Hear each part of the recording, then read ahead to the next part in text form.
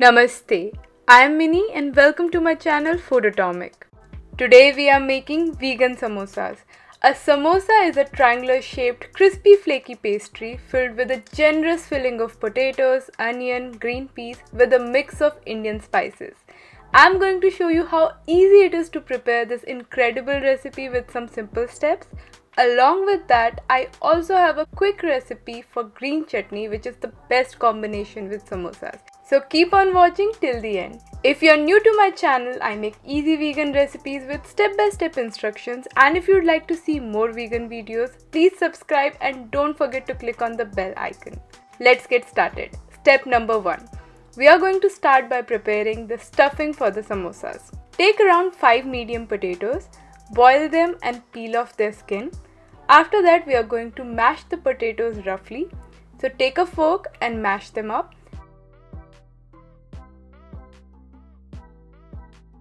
Like I said before, we don't want the potatoes to be pasty, so just mash them in a rough fashion. And that's it. Now go ahead and heat a pan and add around 2 tablespoons of oil. Once the oil is hot, add 1 teaspoon of cumin seeds, followed by 1 finely chopped small onion. Stir fry over high heat for a minute and then let the onion cook for 4 to 5 minutes or till it becomes slightly translucent.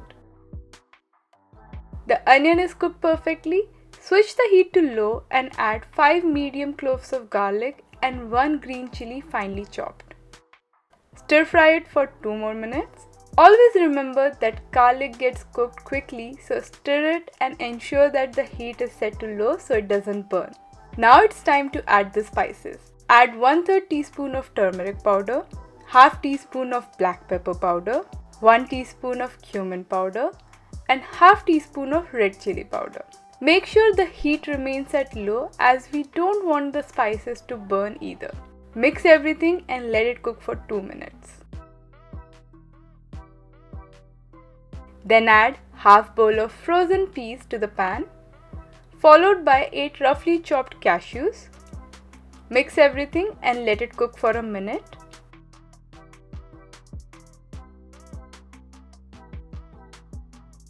Now add the boiled mashed potatoes to the pan.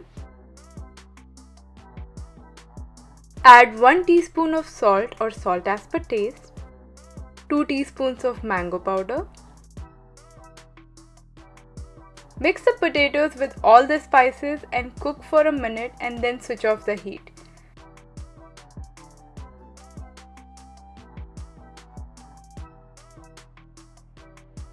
Finally, add 1 teaspoon of garam masala powder and coriander leaves. Mix everything well and the potato stuffing for the samosas is ready. Step number 2. Prepare the dough for the samosas. To a bowl, add 200 grams of all-purpose flour, half teaspoon of salt, and 1 teaspoon of carom seeds. Mix all the dry ingredients. Carom seeds are optional, but if you have them at your household, please add them as they bring out a lovely and authentic flavor in the samosas. Once the dry ingredients are mixed, add around 3 tablespoons of oil. Mix it with the flour. Now use your hands to combine the oil with the flour. This step is important because the more the oil is incorporated with the flour, the layer of the samosas will get nice and flaky. Once done, add water to the flour in small quantities. Mix everything. You will be able to gauge the consistency of dough when you start to combine it using your hands.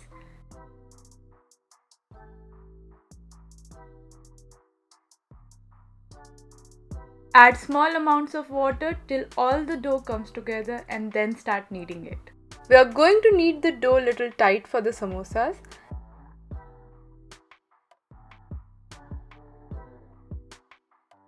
Add the dough to a flatter surface as it is easier to knead. It took me around 5 to 7 minutes to get the dough right, but take as much time as you require to do this. The dough is done. Now place it back to the bowl and cover it and let it rest for 30 minutes. Step number 3, let's start making the samosas. After 30 minutes, take out the dough, flatten it a little and divide it into 8 equal parts. You don't have to actually divide them all together. You can even take out a small amount of dough and directly start to roll it. It's all up to you. I'm slicing them in advance as it will give you a good idea on how many samosas will come out with this much amount of dough. And if you want to make more, you can always improvise. You can also slice them in more parts and reduce the size of the samosa. There is no hard rule that it has to be 8. So for example, with 8 dough balls, I will get 16 samosas. After slicing them, start to roll them in smooth dough balls.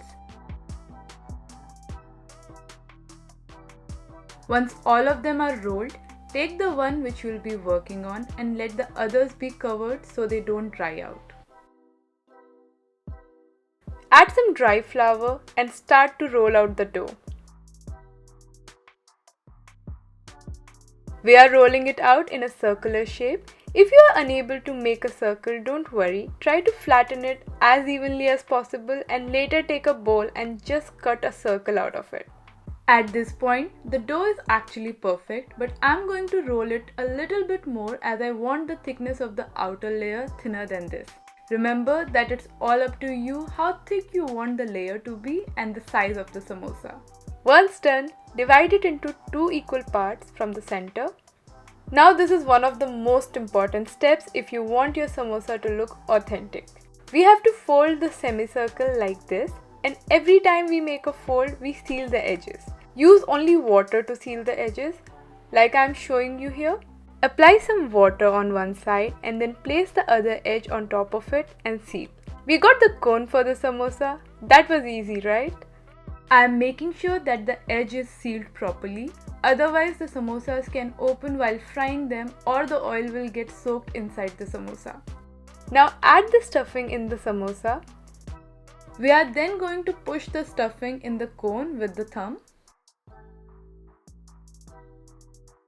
You should have at least this much gap after pushing the stuffing as we need the space to seal the samosa cone. Apply water to the edge.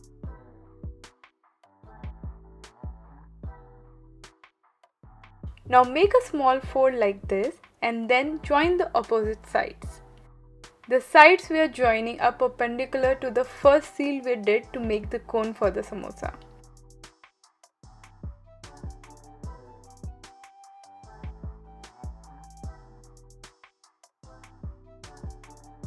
Let me show you the fold up close.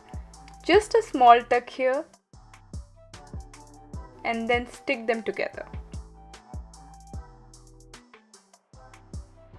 If this feels too much, you can even just attach the opposite sides without that small tuck.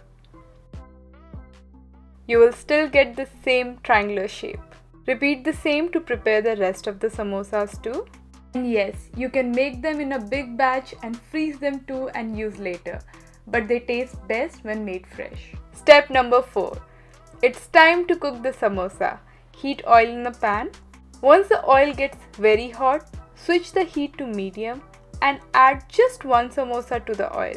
This is to test and see how the samosa is getting cooked. Always test with one in the beginning. And the reason we switch the heat to medium is because we want the inner and the outer layer of samosa to cook evenly. If the heat is set to too high, the outer layer will turn golden brown quickly and it might not get cooked from the inside. The samosa is cooked nicely and now you can go ahead and add multiple samosas in the pan as per the space. Samosas can be baked too if you want to avoid the excess oil. There you go guys, the samosas are ready. They go best with green chutney and even with ketchup. You can prepare samosas pretty much with any stuffing of your choice and feel free to adjust the spice level as per your liking. But trust me, once you make this recipe, you're not going to stop making them. People assume that it's difficult to prepare the samosas, but it's just a few simple steps you need to follow to make this perfect savory delight. They are cooked to perfection and so delicious. And like I promised before, I have a quick and probably the easiest recipe for green chutney. I have a big bunch of coriander or cilantro leaves. I'm cutting off the thick branch part. Make sure you wash the coriander thoroughly. Then add the coriander to the blender, followed by 1 large green chili, 2 cloves of garlic, roasted cumin powder half teaspoon, lime juice 2 teaspoons, half teaspoon of salt or as per taste. Add water as per the thickness you desire in the chutney. Start by adding a small quantity and later you can increase it if you want the chutney to be more flowy. Blend everything and the green chutney is ready. You can store the green chutney in the refrigerator for easily up to a week. So, if you like today's recipe, do give it a thumbs up and don't forget to subscribe to my channel Foodotomic. As usual, I have listed all the equipment and ingredients I use in the description section. You can also find the written recipe of this video on my website foodotomic.com. Also check out this delicious stuffed potato cake recipe, and if you're still looking for more vegan videos, you would definitely love this vegan playlist right here. That's all for today, guys. I'll be back soon with another interesting vegan recipe. Until then, bye.